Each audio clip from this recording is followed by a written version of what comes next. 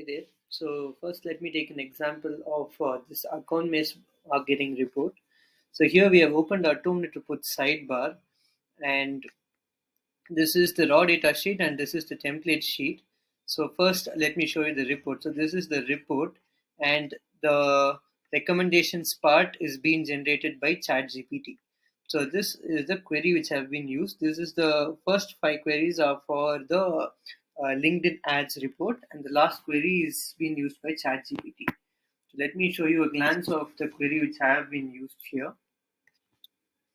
Uh, so the data source used, I've used the standard version for the query, and this is the prompt I've been given. So I've asked for give me 3 insights for the given spreadsheet input and give it as 3 points and restrict to 50 words.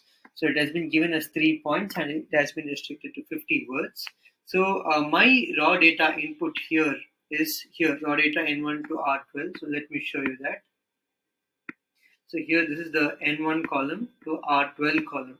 So these two are actually being used here in these last two charts. So I'm going to take insights for these two charts with the raw data here. So that's here N1 to R12, and I've taken the input as a whole because I want the data to be outputted as a whole data, so which has been written here.